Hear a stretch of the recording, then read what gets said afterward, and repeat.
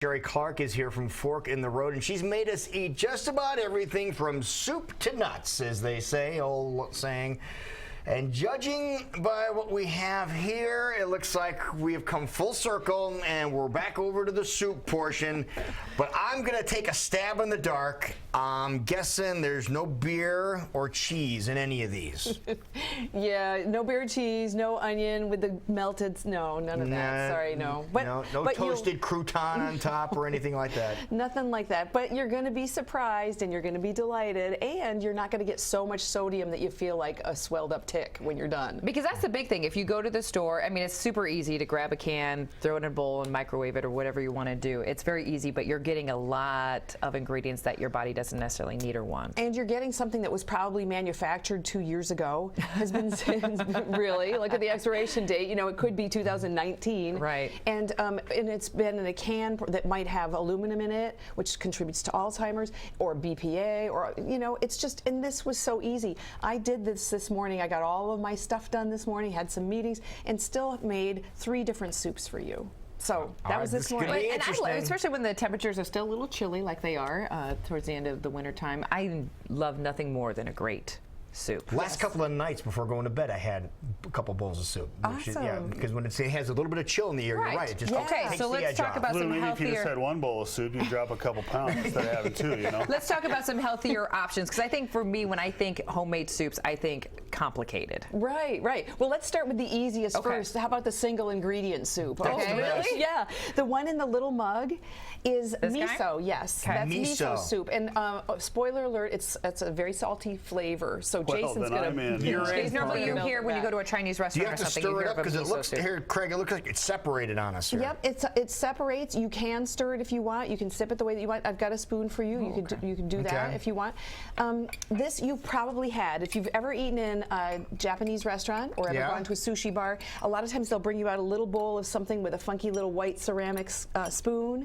And sometimes it'll have like really thinly sliced. Thank you. Green onions. Yes, green onions. Egg drop soup. Yeah. Well, no, that's egg drop. This is the miso. Plain. Oh, I haven't. Okay. All right. Yep. So then it'll have a scallion or a little piece of tofu, just really artsy. This is a really simple. All this is, it's a salty broth. Okay. So this is what it looks like in the store. Yeah, you had me get some of that once. It's good. Because you enjoy things to be a little. A lot saltier. Salty. But because this does have a lot of a sodium flavor to it, it's healthy for you though, right? It's a healthy thing. It's a natural thing. It's one ingredient. This one is fermented soybeans. You can also get it made out of other things. Chickpea is a really nice one if some people don't try to avoid soy. Right. A few tips about if you're going to buy miso. This is also the base of an ingredient. Is it like a paste? Can you take the lid off? Yeah, absolutely. There's a piece of paper that I leave in there to keep the air out, and that's what Now this is paste, warm, so you're okay with warming up? I put hot water in. I don't think it would be very good if it were cold and room temperature. And here's what I do with it, 2 things. One, I use it as a base for some other soups. I might add some other seasonings. But I use it, this is a surprise secret.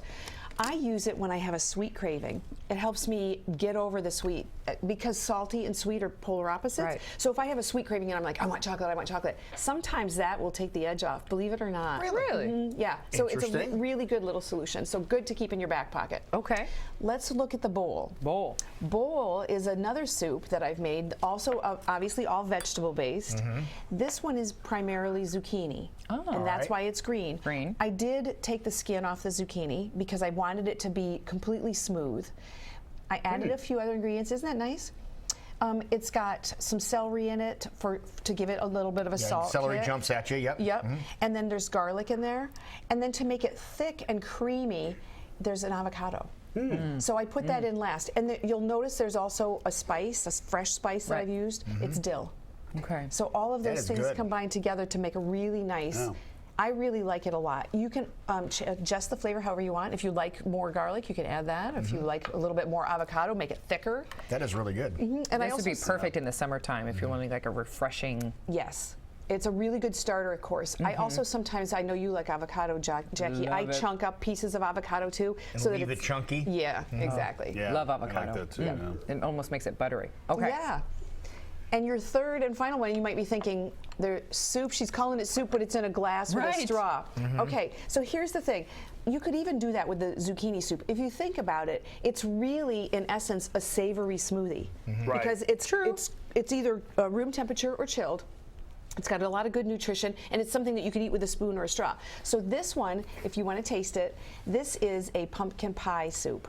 Really? Since we're still in the fall. It's like a vegetable smoothie. Yes, exactly. It's got, and here's the cool thing about it. Oh, that's great. Isn't that, I knew you would like Holy that. cow. This is like you took a straw and you stuck it in a pumpkin pie can. Yeah, that's great. And you went, And that's considered a soup. It's considered a soup because you could eat it with a spoon, and it doesn't have ice in it. There's no banana. There's no fruit in it, really. So, and there's also no pumpkin in it. So let's. say what? It's a pumpkin pie soup with no pumpkin in it. So my ingredients are, I juiced carrots this morning. So Okay. it's carrot juice is the base, which gives it the color. You silly wabbit. And then I put in some peeled sweet potato, some dates because I wanted it to be a little sweet. Sure. And the reason that you're fooled into thinking that it tastes like pumpkin pie is the same reason that pumpkin pie spice lattes taste like that. It's the spice and the cinnamon and the things that we do to trick everybody. You tricked us. I knew, Oh, that's yeah, great. exactly. I love this. I love this. I'll do that for lunch. So I will actually drink 32 ounces of it, stick a straw in it, and I'm good to go. And I can sip on it for an hour or two. This is really I good. can see this like solving my sweet tooth because I have Yeah. the same cravings all the time, but Yeah. I'm eating something that's good for me, but there's still no- gives me that little there's bit no of sweet sugar in factor. this. No, I added, there's probably the equivalent of one Medjool date per person, which is a whole fiber sweetener, and you Right. could pull back on it if you wanted. But no, there's no liquid sweetener. I didn't This add is maple really, syrup. really, It's folks, very this good. is really good. Yeah. Very, very good. Now, Sherry, people want to learn more about what you're all about, learning great recipes and how to cook, but in your way of cooking. And you have great classes coming up as well. I have a wonderful class coming up, and by coincidence, it happens to be about soup. So Sherry's going to kick you in the can, is what it looks like here. That's So, right, exactly. And teach you how to make soup. Natural Grocers, I was just there the other day. I'm an unpaid spokesman. Great place, great Yeah. prices, it seems like. Where's it at? 86th and Hickman. The old Okay. dolls. It'd Oh, be the old doll store? Okay. south of Perkins. All right. So if you go there and all of a sudden you decide, I don't want to be a vegan anymore, just go over to Perkins. And It's about taking healthier steps towards a better you. And your version of cooking a lot of times involves dehydrating, and you have another class coming up right around the corner as well. I do. This Saturday, I'm doing so if you're going to register for that class, time's a ticking. And it's going to be about dehydrating. It's from 9:30 to 11:30. You do need to register for that one in advance. The one that's at Natural Grocers next Tuesday, or is it Tuesday? Tuesday the 1st. March Yep. 1st. 5 to 6:15. That one you don't have to register in advance for, but let me give you a word of advice. I did a class there last night, and it was standing room only. So Nice. get there early, or you're not going to have a place to How sit. wonderful is that to hear, though? And It was people great. want to know the information so they can make better choices. They do. It's a wonderful facility, beautiful room, and the staff is awesome. So And I'm sure you can help people find the ingredients they need to make these wonderful You bet. soups because they're in the right spot. exactly. Perfect. All right. And for more information about what's going on with you, Visit me at www.fork-road.com or give me a call at 515-249-2992. wonderful. This is good stuff. great. You did a good job. I'm taking glad you this, like and it. I'm taking this. Jason, you can have this one here. Here you go. You get more miso.